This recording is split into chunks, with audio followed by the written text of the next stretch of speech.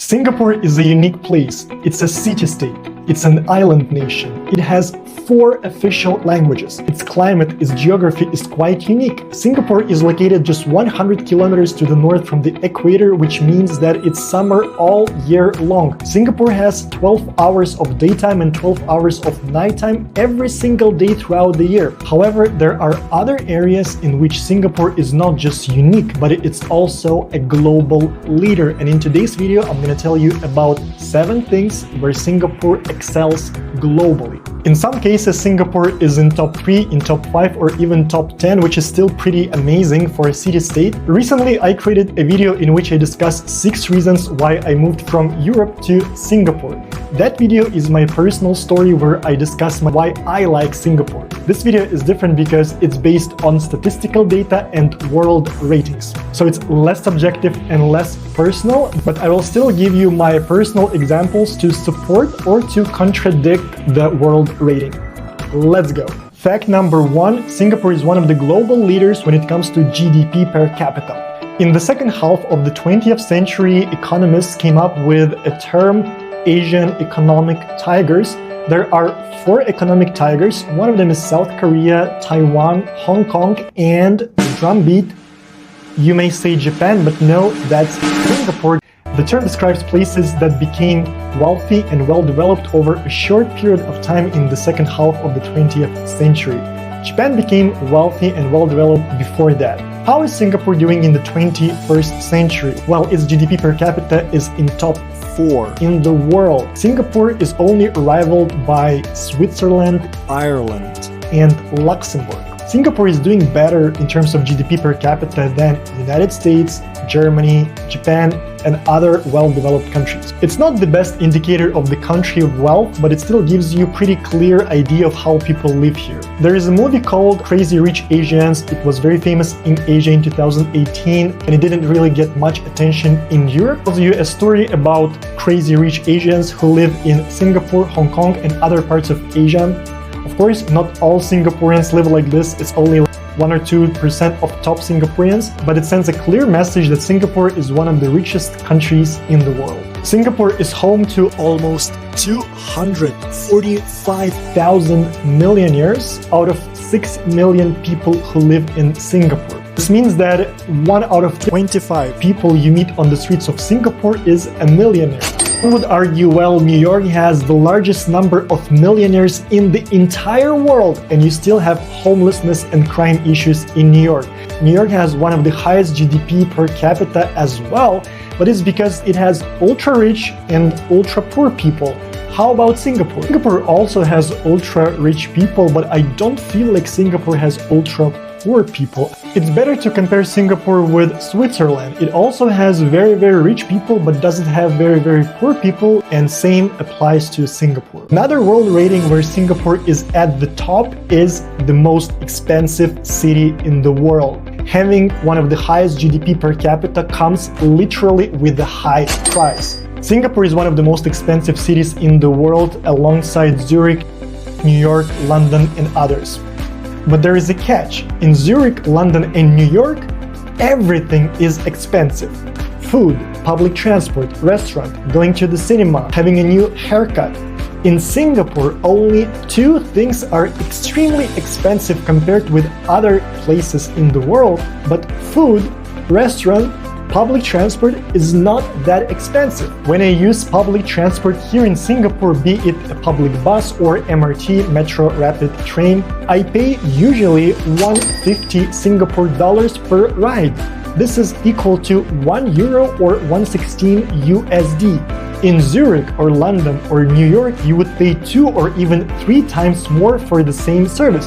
In New York, the price is $2.90 USD. In London, you can end up paying 2, 3, 4, or even 5 pounds per ride depending on the zone. Zurich is also quite expensive, but in Singapore, I pay usually 150 and up to 2 Singapore dollars, which is €150, 160 USD. Copenhagen in Denmark is one of the most expensive cities in the world as well. When I visited Copenhagen, I bought a small bottle of water for almost €5. Here in Singapore, you can pay half of that amount for the same bottle.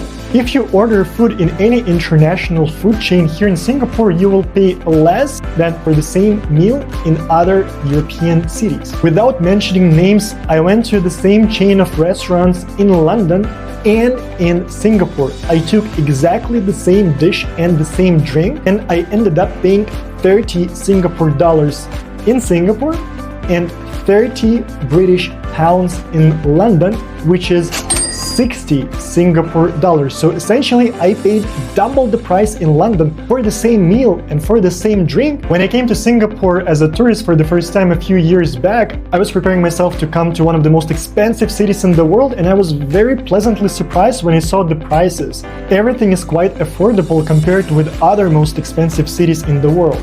Yes, Singapore is one of the most expensive cities in Asia, but if you take the global rating, Singapore will be still on the top, but it doesn't feel this way.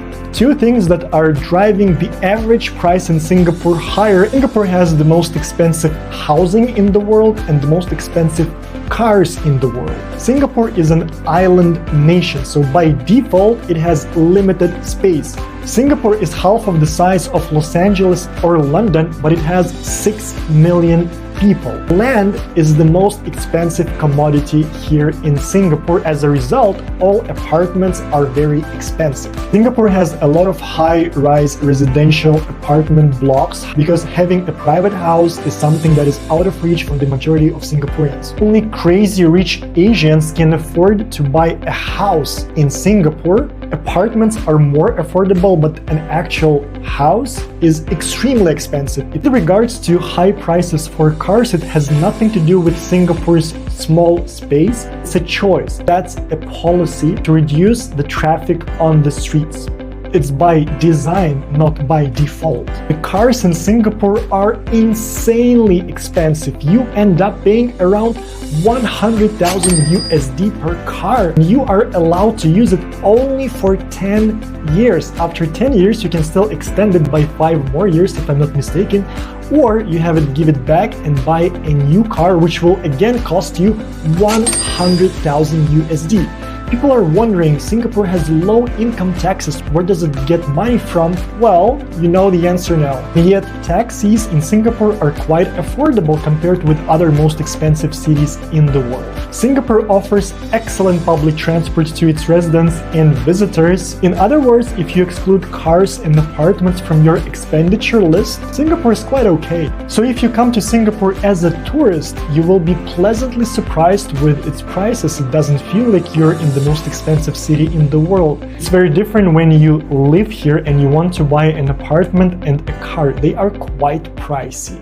Area number 3 where Singapore excels globally is home ownership rate. I have just told you that Singapore has the most expensive housing in the world, but there is a catch. Land and housing in Singapore officially belongs to the state. So whenever a Singaporean buys an apartment, they lease it from the government for 99 years. This year, Singapore celebrated its independence anniversary. Singapore is a very young country, it's only 60 years old. So imagine if you bought an apartment on day 1 of Singaporean independence in 1965, you still have 39 years from this day today to own your apartment. And if you buy an apartment today, you will probably see your great-grandchildren playing in that apartment. The government of Singapore puts a lot of efforts to make housing affordable for Singaporeans. It subsidizes apartments. Every Singaporean has to contribute to a so-called CPF, Central Provident Fund.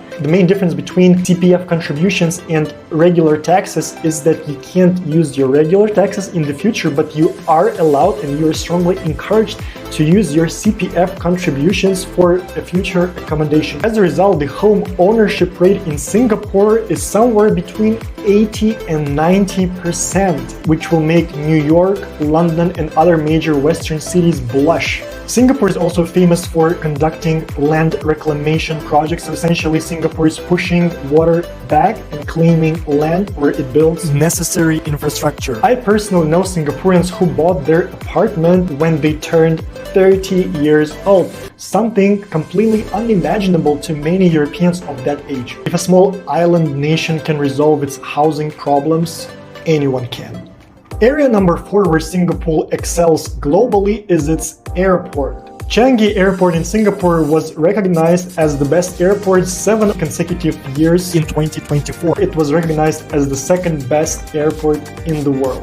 It regained the status as the best airport in the world in 2025. When I first time came to Changi Airport, I was blown away by its waterfall. Singapore Airport has the largest indoor waterfall in the world. And yes, there is something in this world that is the largest on planet that is not in Dubai but in Singapore.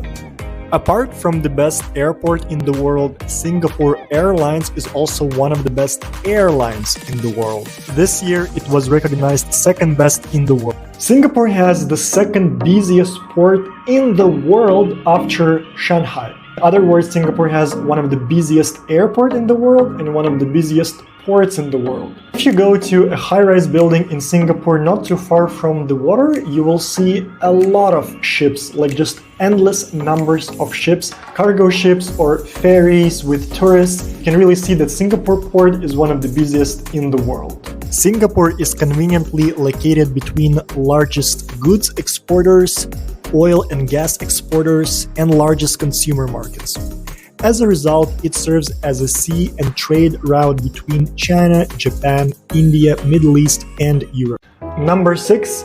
Higher education. 2 Singaporean universities are among top 20 universities in the world. National University of Singapore or NUS is number 8 globally alongside Harvard, Oxford and Cambridge, and Nanyang Technological University or NTU is number 12. So one of the Singaporean universities is in top 10 and one is in top 20 in the world. As a student a few years back, I was constantly checking the list of top universities in the world and I would always overlook Singapore. And only after moving to Singapore, I realized, wait, but I think National University of Singapore was in top 10. I double checked and yes, it was there. For some reason, as a student back in Europe, I didn't notice that. One of my Singaporean colleagues moved to the United States and she was asked where she studied. She proudly responded, National University of Singapore, and there was no reaction. Thank God I was there, so I interfered and I said, guys, this is the Harvard of Asia, number 8 university in the world. Then there was a reaction. And it's not only about the higher education, Singaporean school education is also considered one of the best in the world. And last but not least, Singapore ranks as one of the top safest cities in the world. When I'm back in Europe and I walk down the street late at night and there is someone in front of me, when they hear steps behind them, they always look back, they get anxious, they visibly look afraid of a tall guy behind them. This never happens to me in Singapore. No one is afraid of me.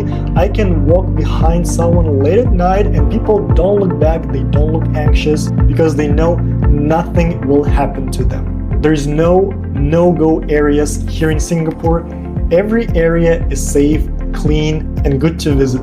Absolutely natural for Singaporeans to drop their bag or purse at the table and go and order food. They don't feel afraid because they know when they're back, their stuff will be there, no one will take it.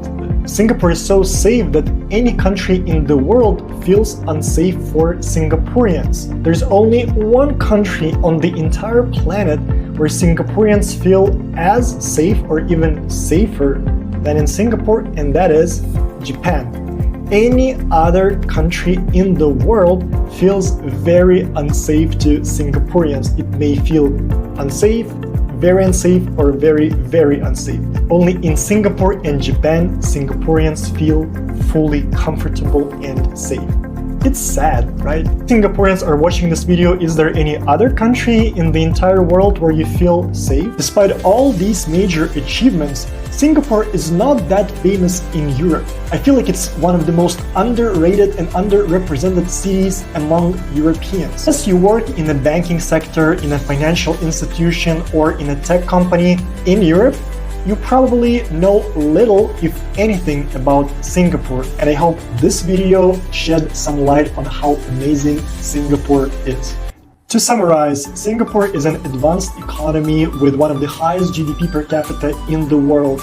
It comes with a price because Singapore is considered one of the most expensive cities in the world, but it's limited to only two things: cars and apartments. Everything else is quite affordable. Home ownership rate in Singapore is one of the highest in the world. Singapore has one of the busiest ports in the world and one of the best airports in the world. It has one of the best universities in the world, and Singapore is one of the safest cities in the world.